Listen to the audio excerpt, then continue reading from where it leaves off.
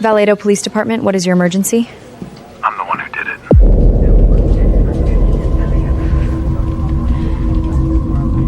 Where are you?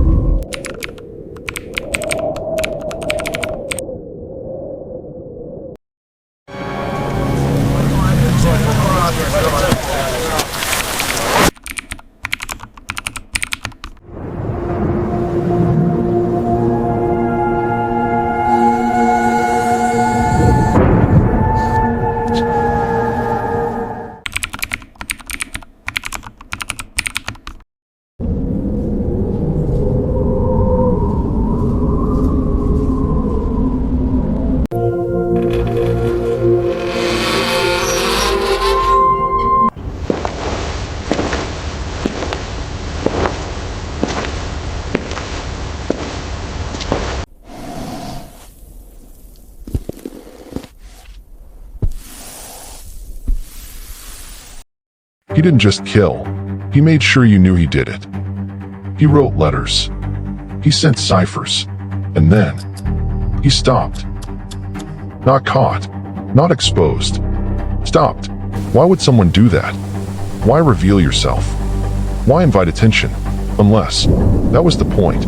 Because this is not just a case about violence. This is a case about control. Late 1960s, California, a place that felt alive. Music, freedom, late night, drives beneath neon signs and endless dark highways. Young couples park near lakes, quiet roads, open skies, the kind of nights people remember for the rest of their lives, until someone turns them into something else.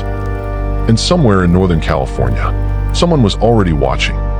Patient, quiet, studying routines, studying fear, not acting out of rage, but intention. Because from the beginning, this wasn't chaos. It was structure. Welcome to the Archivist Files. I am the Archivist, and this file is about a man who transformed crime into communication. A man who understood something terrifying. Fear spreads faster when people participate in it. This is the case of the Zodiac Killer. But more importantly, this is the story of someone who controlled the narrative. Think carefully about that. What kind of person commits crimes? Then turns the entire country into an audience. Because he didn't just want victims, he wanted attention. And attention can become power. He understood newspapers.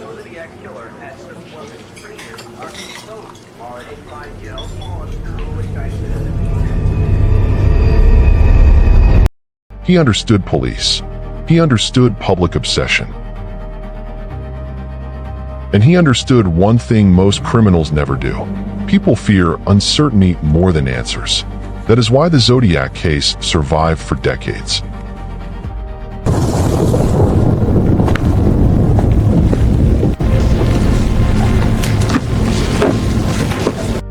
Not because of what was known, but because of what never was. Even now, more than 50 years later, people still ask the same question. Who was he? But maybe that was never the real question. Maybe the real question is, why did he want the world to keep asking? Because this case was never just about murder. It was about performance. And once you understand that, everything changes. December 20th, 1968. Near Vallejo, California. Cold air, quiet roads, a parked car. Inside, two teenagers. David Faraday, Betty Lou Jensen, talking about ordinary things. The future, school, life. The kind of conversation no one expects to become history. The road around them is dark, mostly empty. At first, nothing feels wrong. Then headlights appear. Another car, pulling in slowly. No urgency, no panic, just presence. At first it doesn't feel threatening. Cars pass all the time. People stop. People leave. But this car doesn't leave. It stops. The engine cuts. Silence returns. And for a moment, nothing happens. Then a figure steps out. No shouting, no warning, just movement. And then, gunshots. Short, controlled, precise. The kind of violence that doesn't feel emotional. It feels practiced. When it ends, the figure leaves. No hurry, no visible panic, just departure, as if this moment had already been planned, because it had. Police arrive. Questions begin. Who would do this? Why this couple? Why here? But there is no robbery. No obvious motive. No explanation left behind. Just confusion.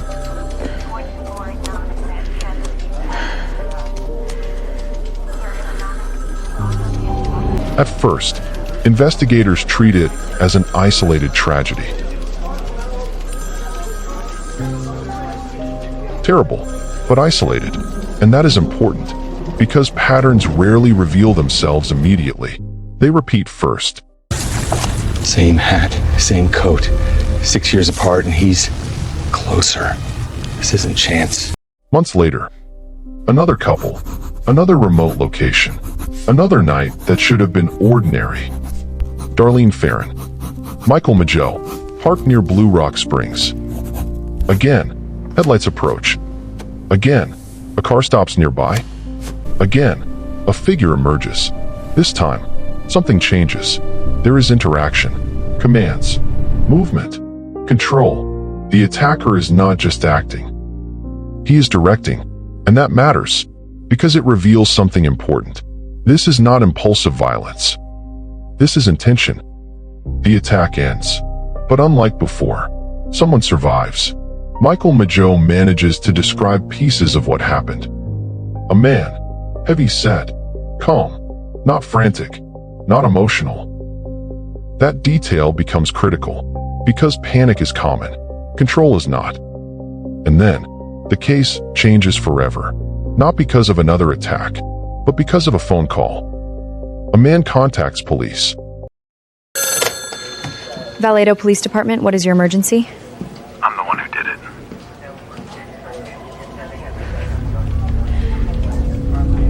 Where are you? He calmly reports the crime, then references the earlier killings, as if he wants investigators to connect them. And days later, letters arrive at newspapers, carefully written.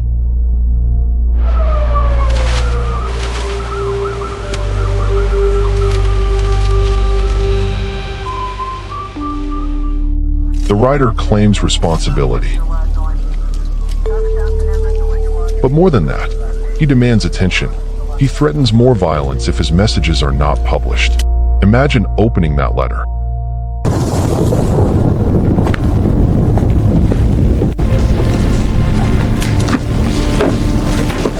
A killer not hiding, not fleeing, but stepping directly into the public eye, on his own terms. He doesn't just want to commit crimes. He wants the world to witness them. Or at least, he wants people to believe they are witnessing them. And suddenly, the investigation changes. Because now this is no longer just a homicide case. This is communication. And communication changes everything. Because once fear enters the media, it spreads.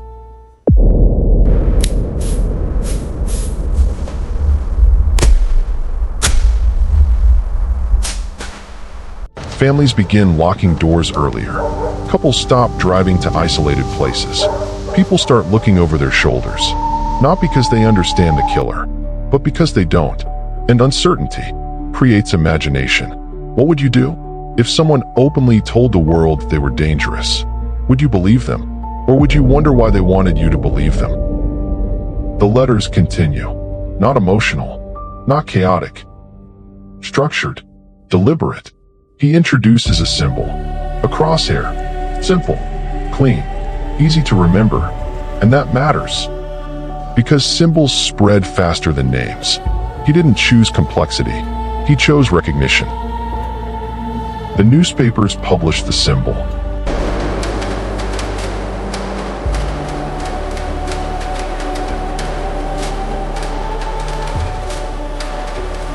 The public remembers it. Fear now has an image, and with that image, The killer creates identity. Not identity in the traditional sense, but mythology. Then he escalates. Ciphers arrive, pages filled with symbols, patterns, hidden messages. At first, no one understands them, but that almost makes them more powerful. Because mystery creates participation, the public begins trying to decode them. Students, teachers, amateur code breakers, ordinary people sitting at kitchen tables late at night, studying symbols from a killer, trying to understand someone they have never met. Think about how unusual that is. A criminal creating puzzles and convincing the public to solve them. That is not just communication. That is control. Because now, people are no longer simply reading about the case. They are entering it.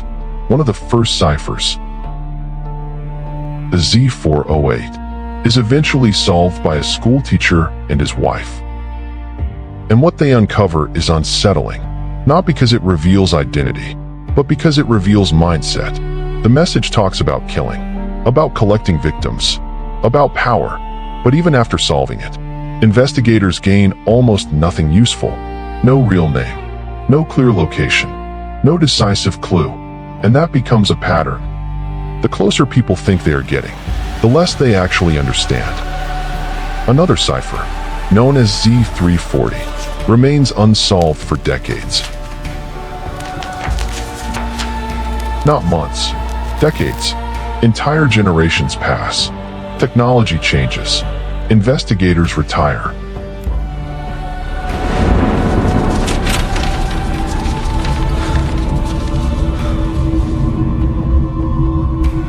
A manhunt is underway for the Zodiac Killer, who has terrorized the Bay Area. Despite an extensive investigation, the killer remains unidentified. The world moves forward, and still, the cipher remains locked.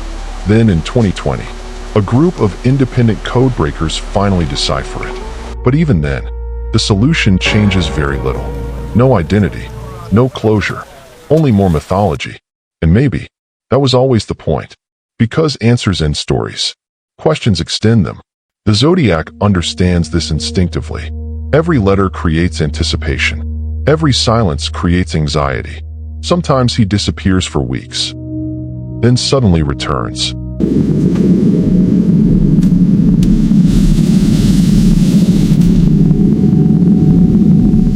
And each return feels larger than before, more personal, more threatening. He references crimes before details are public, meaning at least some of his claims are genuine. But not everything aligns perfectly.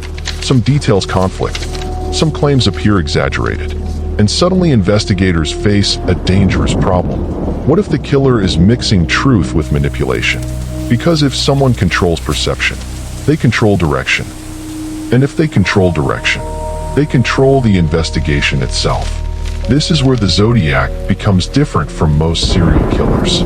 He is not simply hiding from authorities. He is engaging with them, correcting them, taunting them, guiding them toward confusion. And confusion slows progress. The media amplifies everything. Front pages carry his messages. Television discussions spread fear. People begin seeing Zodiac everywhere. Every unknown man becomes suspicious. Every strange encounter becomes threatening. Fear multiplies, without him needing to do anything. That is power, and the most unsettling part. He seems to understand exactly how to create it. Imagine being alive during that time, opening the newspaper every morning, seeing another letter, another cipher, another threat. Would you focus on the crimes, or the person orchestrating everyone's attention? Because by now, the Zodiac is no longer just committing violence. He is directing a national performance. Police departments across Northern California begin sharing information. Vallejo, San Francisco, Napa County, different jurisdictions, different investigators, different pieces of the same puzzle. And every new message complicates the picture, because now investigators are not only tracking evidence, they are interpreting behavior. The Zodiac writes with confidence, sometimes almost casually. He references police activity, criticizes media coverage, demands publication, and each communication feels calculated. not emotional. Strategic. That detail matters. Because strategy suggests patience, and patience suggests control. Profiles begin forming. Male, likely intelligent, organized, comfortable communicating, possibly fascinated with codes and attention. But profiles are interpretations, and interpretations can mislead, especially when the subject understands manipulation, because the Zodiac introduces something investigators hate. Noise. Too many possibilities, too many leads, too many narratives, and noise hides truth. Every new letter feels like progress, but often, it only creates more confusion. The more investigators follow him, the further they seem from finding him. Then another attack changes everything. September 1969. Lake Berryessa. Daylight. Different environment. Different method. A masked figure approaches a young couple. This time, the attacker speaks, claims to be escaping from prison, uses pre-written symbols, even marks a car door afterward. That detail becomes deeply disturbing, because it feels theatrical, not rushed, not desperate. The attack feels staged, designed. And weeks later, another killing occurs in San Francisco. Taxi driver Paul Stein. A completely different setting.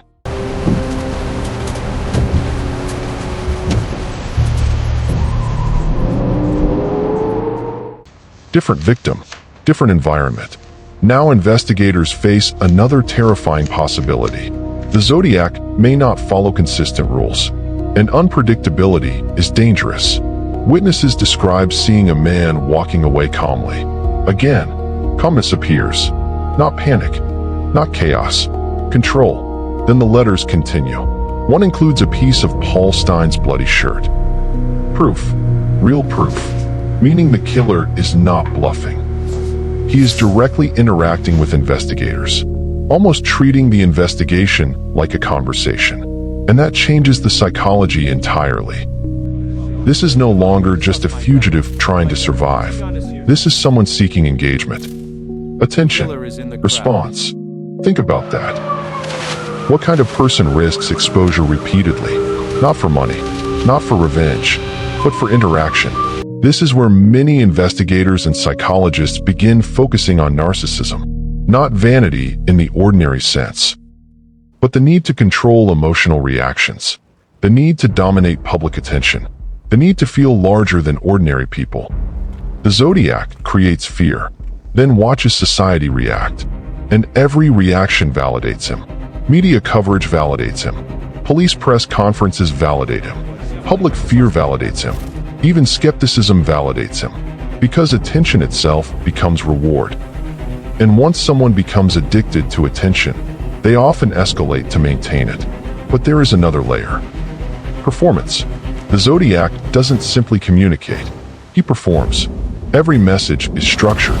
Every appearance timed, every silence meaningful. This feels less like random violence, and more like storytelling. He is constructing an experience. For investigators, for journalists, for the public.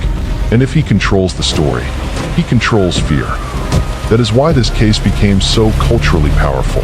Because the Zodiac understood media before most criminals ever considered it. He understood headlines. He understood suspense, and most importantly, he understood uncertainty. Uncertainty forces people to imagine, and imagination can become more terrifying than reality. The public begins connecting unrelated crimes to Zodiac. Rumors spread, speculation grows. People see patterns everywhere, and inside that chaos, the killer remains hidden, or perhaps hidden only in the ways he chooses. Because selective visibility is more powerful than invisibility. If someone controls what you see, they can control what you miss. And that may be the most important detail in this entire case. What scares people more? Someone you cannot find, or someone who lets you think you are getting closer? The Zodiac case stops feeling like a traditional investigation and starts feeling like a psychological experiment. Because the deeper people look, the more unusual the behavior becomes. Most killers avoid exposure. The Zodiac invites it. Most criminals avoid communication. The Zodiac depends on it. Most serial killers fear media attention. The Zodiac weaponizes it. That distinction matters, because it changes the motive. This may not have been about killing alone. It may have been about influence, the ability to control emotional reactions across an entire society. Think about what he accomplished.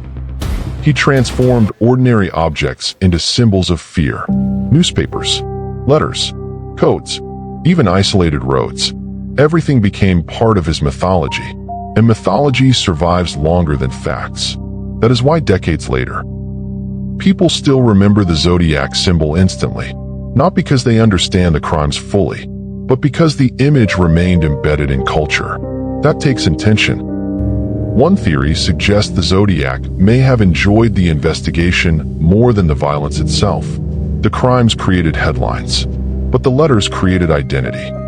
Without the letters, the case may have faded into regional history. With them, it became immortal. Another theory suggests the Zodiac may have exaggerated or fabricated some claims, not necessarily to mislead completely, but to increase uncertainty, because uncertainty creates obsession. If no one can separate truth from manipulation, the story never stabilizes, and unstable stories survive. There is also the possibility that the Zodiac understood narrative structure instinctively. Escalation, silence, return, threat, mystery. He creates pacing, almost like chapters in a book, and whether intentional or not, that pacing keeps the public emotionally engaged. Even now, documentaries, books, forums, investigators, codebreakers, people continue entering the story long after the crimes themselves. That is unusual. Most criminal cases fade. This one evolved because unresolved narratives pull people back. Humans want closure. The Zodiac denies it, and denial creates obsession. Imagine carrying that level of control, knowing entire police departments are chasing you, knowing newspapers print your words, knowing strangers sit in living rooms trying to decode your thoughts. That kind of attention can become intoxicating, and perhaps that is what truly motivated him. Not violence, influence, not murder, narrative ownership. Because when someone controls the story, they can survive far beyond the crime itself. That may explain why the Zodiac never truly disappeared from public consciousness. He embedded himself into culture, into fear, into mystery, into the unresolved spaces people cannot stop revisiting. And perhaps the strangest part, he may have known this would happen. Over the years, dozens of suspects emerge, some convincing, some absurd, some almost believable enough to end the mystery. One name appears more than any other: Arthur Lee Allen, a former schoolteacher, known to police, connected circumstantially to multiple aspects of the case. He reportedly owned a Zodiac-style watch, made suspicious comments, and attracted attention from investigators for years. For many people, he became the obvious answer, but there is a problem. Physical evidence never conclusively proves it. Fingerprints remain uncertain. DNA does not confirm him, and some witness descriptions conflict.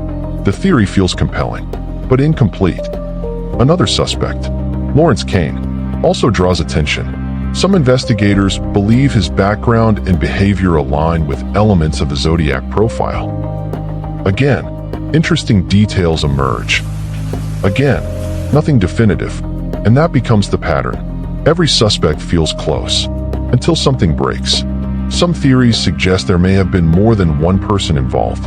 Others believe Zodiac exaggerated his crimes entirely, claiming responsibility for incidents he never committed. And if that is true, then the mythology becomes even more complicated, because now investigators are not just solving murders. They are untangling performance from reality. There are also theories that the Zodiac simply stopped, not because he was caught, but because he no longer needed the attention, or because he achieved exactly what he wanted: an unfinished narrative, a mystery designed to survive. Think carefully about that possibility. What if the greatest success for the Zodiac was not escaping capture, but becoming unforgettable?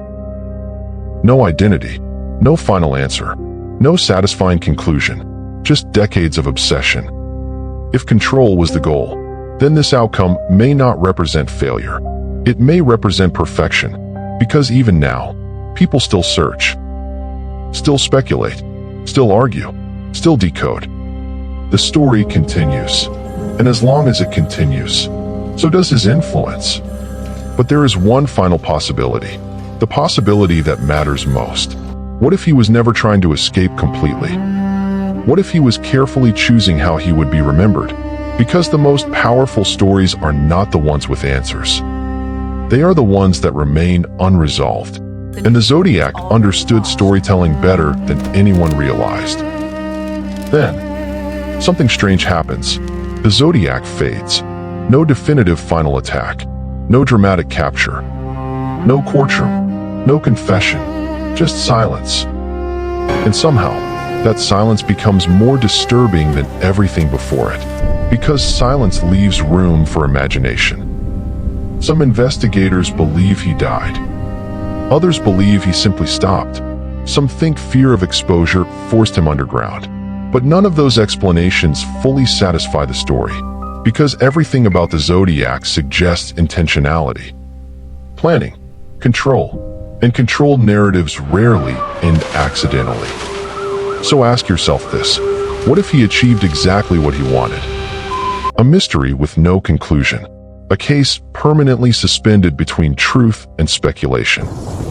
Think about the brilliance of that. No identity, no closure, no ending, only questions. Questions that continue generating attention decades later. Questions that keep people emotionally invested. Questions that transform a criminal into mythology. That is why the Zodiac case survived. Not because it was solved, but because it wasn't. The absence of answers became the story, and maybe that was the design all along. He didn't just disappear.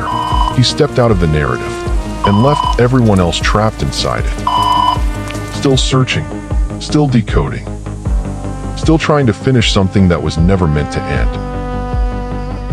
So maybe the real question isn't, who was the Zodiac Killer? Maybe the real question is, did he ever lose control? Or are we still following the path he created?